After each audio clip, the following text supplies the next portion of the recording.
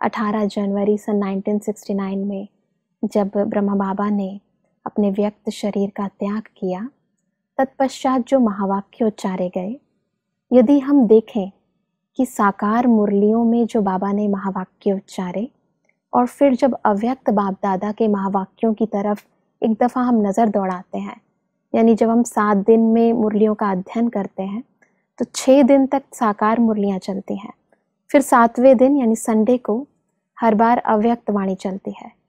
दोनों महावाक्यों में एक अलग फ्लो है बाबा का। शब्दों को देखें तो बिल्कुल परिवर्तित है, बोलचाल करने का जो तरीका है वो भी बिल्कुल चेंज है।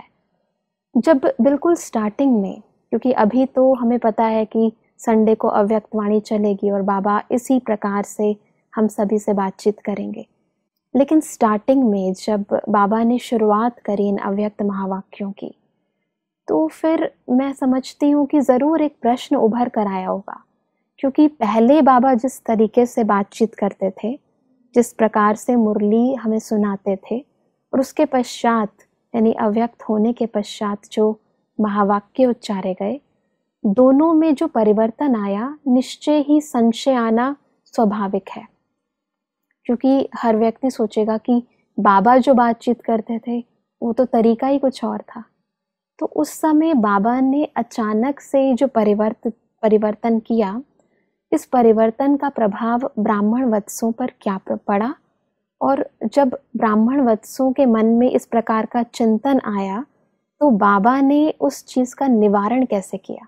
बहुत अच्छा प्रश्न है, क्योंकि जब बाबा अव्यक्त हुए तो साकार मुरलियों में ब्रह्मा बाबा के साकारी अनुभव हैं, उनके जीवन के अनुभव हैं जी। और कई ऐसी घटनाएं होती थी जो ब्रह्मा बाबा समाचार देखते थे, सुनते थे संसार के, उसके आधार से मुरली चलती थी। जी।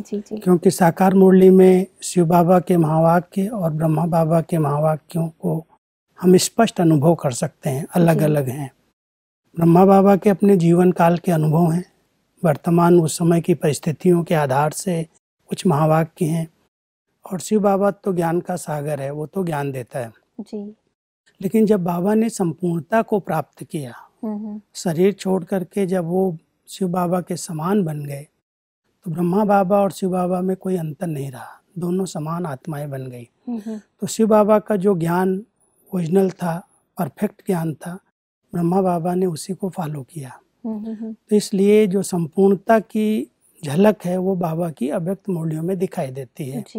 उसमें उस समय के कोई समाचारों का लेन देन नहीं है, कोई साकारी जीवन के अनुभव नहीं है। कभी कभी बाबा ने सुनाया है कि ब्रह्मा बाबा ने ऐसा किया, ब्रह्मा बाबा ने ऐसा किया, लेकिन ब्रह्मा बाबा का वो साकारी अनुभव साकार मुरलियों में स्पष्ट झलकता है। अव्यक्त मुरलियों में साकार के अनुभव नहीं है, लेकिन अव्यक्त होने के बाद वो संपूर्णता को कैसे प्राप्त हुए वो अनुभव है। इसलिए थोड़ा सा उस समय शुरुआत थी, कई ब्राह्मण आत्माओं में कुछ संशय उत्पन्न हो रहे थे कि ऐसे अचानक मुरली में इतना बड़ा परिवर्तन कैसे आ गया जी। और बाबा दादी के तन में आ रहे हैं या नहीं आ रहे हैं, क्या हो रहा है। तो बाबा तो वही आत्मा तो वही थी, संपूर्णता को प्राप्त हुई।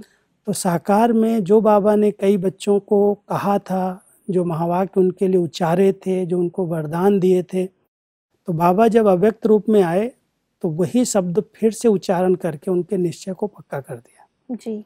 इसलिए उनको लगा कि हाँ, बाबा से जब मैं मिला था पहली बार साकार में, तो बाबा ने मेरे को ये कहा था, और अभी अव्यक्त रूप में बाबा वही है जो मुझे वही वरदान को रिवाइज करा रहा है।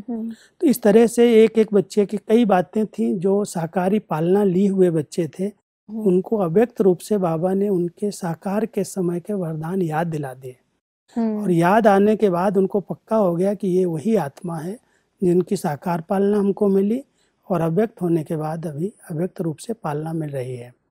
शिव बाबा और ब्रह्मा बाबा दोनों समान आत्माएं होने के कारण अव्यक्त रूप में हम अंतर नहीं कर सकते कि ब्रह्मा बाबा बोल रहे हैं या शिव बाबा बोल। बाबा बताते हैं, कभी कभी कहते हैं, अभी 69 की मुरलियाँ और जो आगे आप सुनेंगे, देखेंगे, पढ़ेंगे जी, तो उसमें ब्रह्मा बाबा ने कई बार खुद कहा है कि ब्रह्मा की आत्मा बोल रही है अभी, शिव बाबा भी नहीं बोल रहे हैं, शिव बाबा ने मुझे ही भेजा है।